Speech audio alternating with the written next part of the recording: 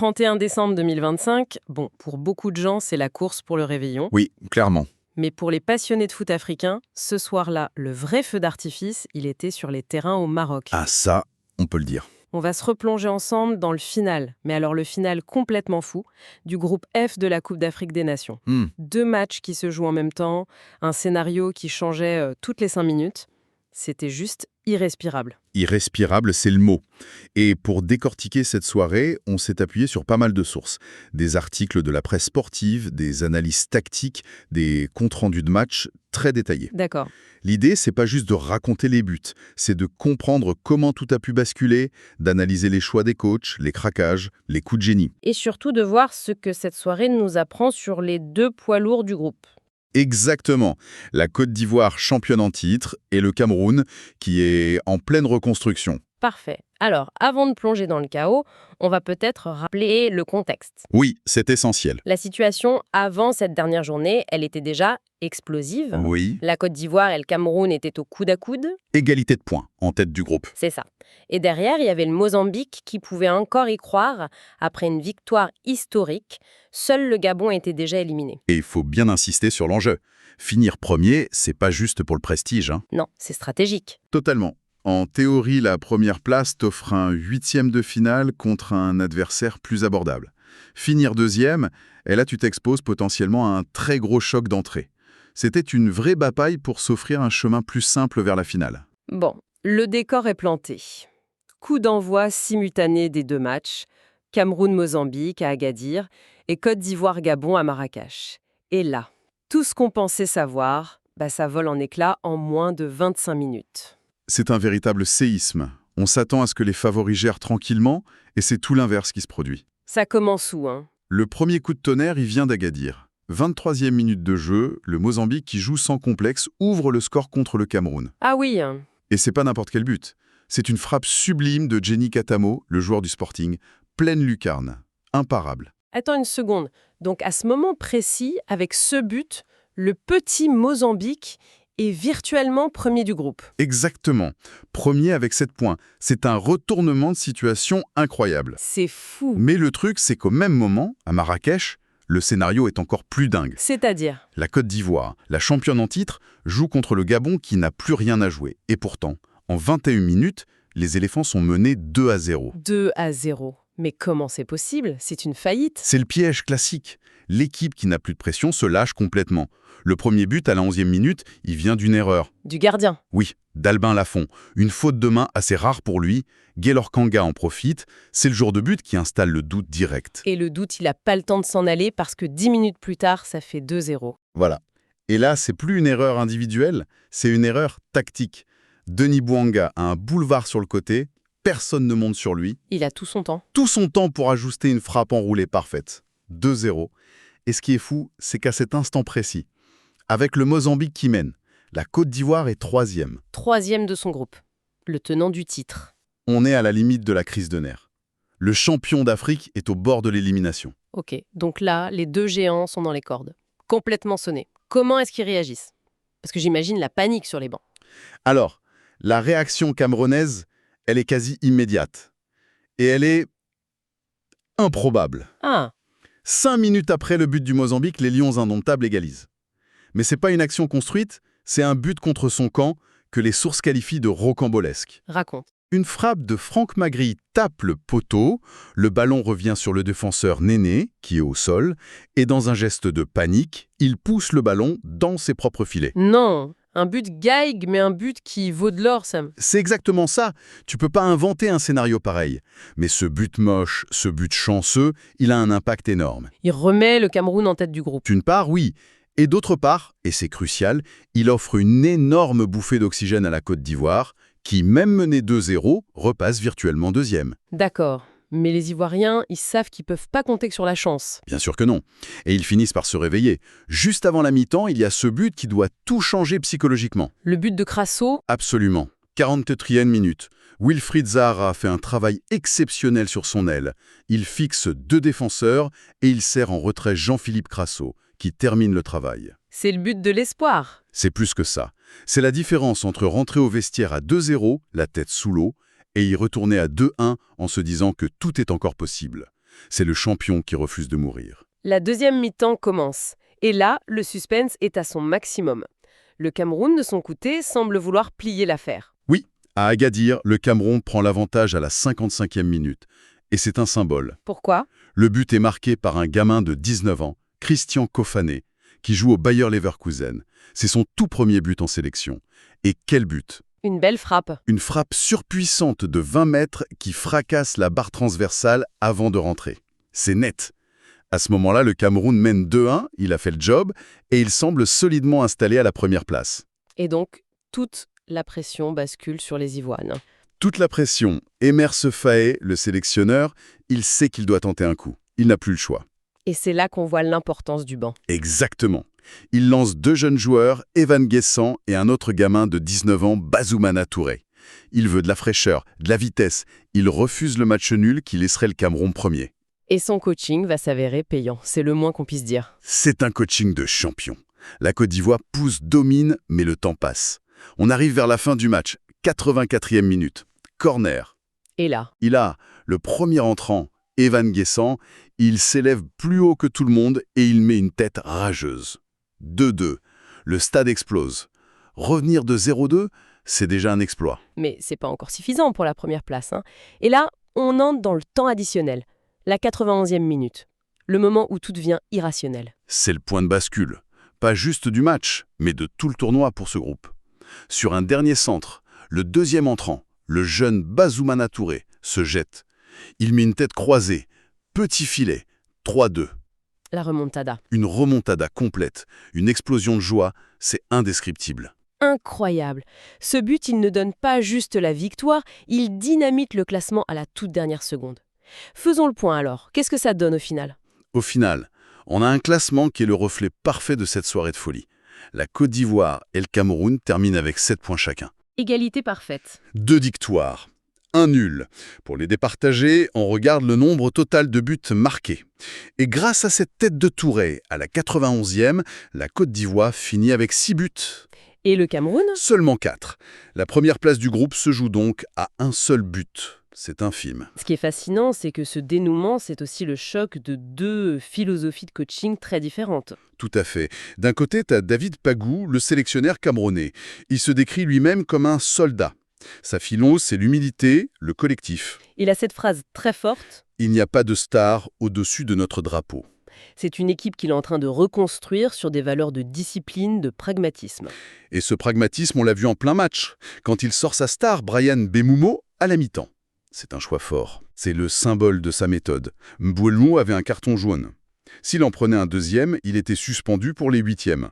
Et Pagou n'a pris aucun risque. 0 risque. Il a préféré sécuriser son meilleur joueur pour le tour suivant, quitte à affaiblir un peu son équipe pour la fin du match. C'est une vision à long terme. C'est pragmatique, c'est sûr. Mais est-ce que c'est pas aussi un peu frileux? En sortant ta star à 1-1, tu envoies pas un peu le message que tu te contentes de la deuxième place? C'est une critique qu'on peut lui faire, oui. Il a peut-être manqué un peu d'ambition sur le moment. À l'opposé, tu as Emer Sefaé avec la Côte d'Ivoire. Lui, son contexte est différent. Complètement. Il ne reconstruit pas, il défend un titre. Il gère, comme il le dit, un public très exigeant et un vestiaire de stars. Sa grande force, c'est d'avoir réussi à garder tout le monde mobilisé. Et le fait que la victoire vienne de deux remplaçants de 19 ans, c'est la preuve ultime de ça. Exactement. Il a fait de son banc une arme. Chaque joueur se sent capable d'être le héros du match. C'est une gestion du groupe très différente. Deux styles, deux contextes, mais au final, deux qualifications. Et justement, pour les 8e, quelles sont les conséquences de ce classement? Les conséquences sont énormes. La Côte d'Ivoire, en finissant première, s'offre un 8e contre le Burkina Faso. Un derby ouest-africain. Toujours un match piège, mais un adversaire jugé plus abordable que ce qui attend le Cameroun. Et le Cameroun, du coup, hérite du gros morceau. Il tombe sur l'Afrique du Sud. C'est un choc tactique en perspective. Et puis, il ne faut pas oublier le Mozambique. Ah oui! Avec tout ce drame, on en oublierait presque leur exploit. Ils passent malgré leur défaite. Et c'est historique. C'est la toute première fois de leur histoire que les Mambas se qualifient pour les 8e de finale d'une CAN. C'est une récompense magnifique. Absolument. Et leur cadeau, c'est un match de gala contre le Nigeria, un des grands favoris. Mission quasi impossible, mais une expérience inoubliable pour eux. C'est fou de voir comment une seule soirée peut redéfinir le destin de 3 nations. C'est vraiment ça la magie de cette compétition. Mais si on veut vraiment prendre un peu d'auteur, il faut revenir sur cet instant précis. cette 91e minute. Ce but de Bazoumana Touré. Oui, hein. On a dit qu'il offrait la première place, mais son impact est bien plus profond que ça. Parce que ça redéfinit tout le tableau final, c'est ça, Oui, hein? c'est exactement ça. En finissant deuxième, le Cameroun a été projeté dans une partie de tableau beaucoup plus dense, très dense. C'est-à-dire? Après l'Afrique du Sud, leur quart de finale potentiel, ce serait contre le Maroc. Le pays organisateur, demi-finaliste de la dernière Coupe du Monde. Un véritable parcours du combattant. Alors que la Côte d'Ivoire, de son côté... La Côte d'Ivoire, en chippant cette première place, se retrouve sur une voie qui semble, sur le papier en tout cas, plus dégagée. Après le Burkina Faso, le quart potentiel serait contre l'Égypte. Ce qui est redoutable, bien sûr. Évidemment. Mais ce n'est peut-être pas aussi intimidant que de jouer le Maroc chez lui, devant son public. Ce qui soulève une question vertigineuse. Voilà. Et la question qu'on a envie de laisser en suspens, c'est « et si cette tête n'était jamais rentrée ?» Si le match s'était terminé sur ce 2-2, Le Cameroun aurait fini premier. et la Côte d'Ivoire deuxième, leur destin aurait été complètement inversé. À quel point le parcours, et peut-être même le nom du futur vainqueur de cette CAN, aurait-il été différent? Une simple tête. C'est une invitation à méditer sur comment un seul instant, un coup de tête d'un gamin de 19 ans dans le temps additionnel, peut définir toute une épopée sportive. C'est la beauté imprévisible et parfois cruelle du football. Accrochez-vous, on va décortiquer une histoire complètement folle. Comment le destin de 3 nations a basculé, mais vraiment, dans les toutes dernières secondes de 2 matchs de foot. La question, c'est comment un groupe peut être retourné comme une crêpe dans les 10 dernières minutes de jeu. Eh bien, c'est exactement ce qui s'est passé. On va voir ensemble cette dernière journée, mais un chaos total du groupe F de la CAN, où tout, absolument tout, a changé à la dernière seconde. Allez, on attaque. Première section, la confrontation finale du groupe F. On va planter le décor pour bien comprendre l'enjeu juste avant le coup d'envoi de ces 2 matchs décisifs. Voilà donc la situation de départ. On a la Côte d'Ivoire et le Cameroun au coude à coude en tête, 4 points chacun. Mais attention, juste derrière, il y a le Mozambique avec 3 points. Autant dire que rien, mais alors rien n'était joué. Donc on a bien un duel à distance entre les 2 poids lourds du groupe, la Côte d'Ivoire et le Cameroun. L'objectif, la première place bien sûr, parce que finir premier, ça veut souvent dire un tirage plus clément pour la suite, pour les 8e de finale. La pression était clairement sur leurs épaules. Mais voilà, le football, ce n'est jamais écrit d'avance. Le scénario idéal, on a pu le mettre direct à la poubelle. Pourquoi? Parce que les 2 grands favoris se sont retrouvés en énorme difficulté d'entrée de jeu. Et regardez-moi ce début de match de folie. On a une avalanche de buts en première mi-temps. 11 minutes de jeu, bim, le Gabon ouvre le score contre la Côte d'Ivoire. 10 minutes plus tard, il double la mise, 2-0. Pendant ce temps, le Mozambique marque contre le Cameroun. Le classement est sans dessus-dessous.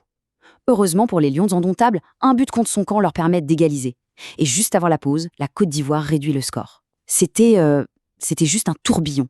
En à peine une demi-heure, tout a changé plusieurs fois. Du coup, à la mi-temps, qu'est-ce que ça donne? Eh bien, c'est le Cameroun qui fait la bonne affaire. Même s'ils ont été menés, leur égalisation les propulse à la première place provisoire du groupe. Incroyable, non? La Côte d'Ivoire, elle, est 2e à égalité de points avec le Mozambique.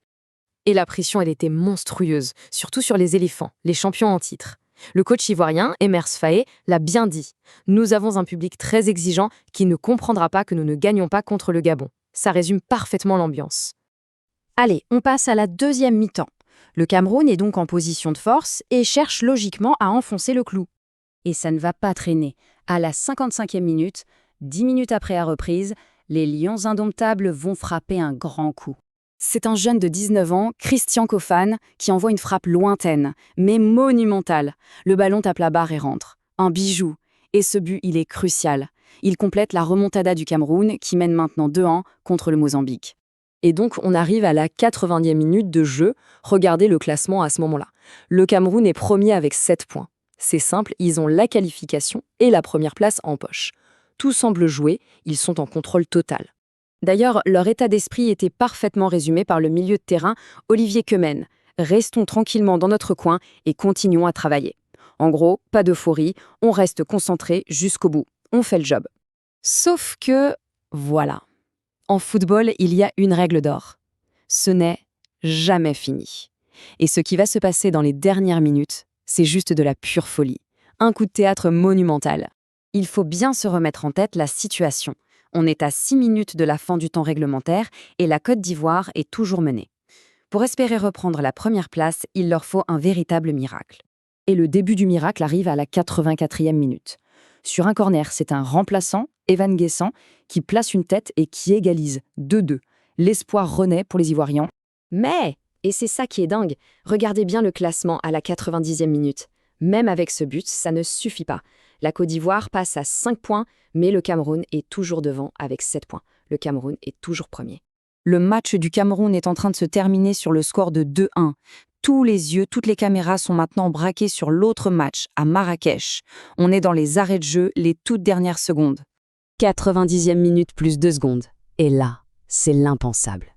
Un autre remplaçant, un jeune, Bazoumana Touré, s'élève plus haut que tout le monde et catapulte le ballon de la tête au fond des filets.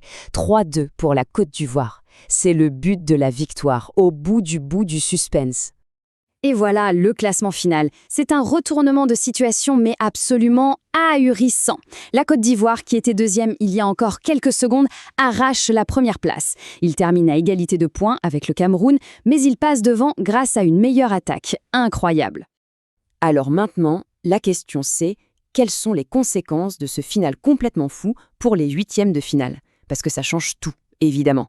Eh bien, ce classement final nous offre des affiches de choc. La Côte d'Ivoire, en tant que premier du groupe, affrontera le Burkina Faso. Le Cameroun, du coup, en terminant deuxième, se retrouve face à l'Afrique du Sud. Et le Mozambique, qui se qualifie en tant que meilleur troisième, hérite d'un très gros morceau, le Nigeria. La question qu'on peut se poser pour conclure, c'est, après un final aussi dingue, quelle équipe arrive avec le plus de confiance pour la suite? Est-ce que ce sont les champions ivoiriens, portés par cette remontée impossible? Ou alors le Cameroun, qui, même s'ils ont perdu la première place, ont montré qu'ils étaient solides et concentrés? Le débat est ouvert et la suite du tournoi s'annonce passionnante.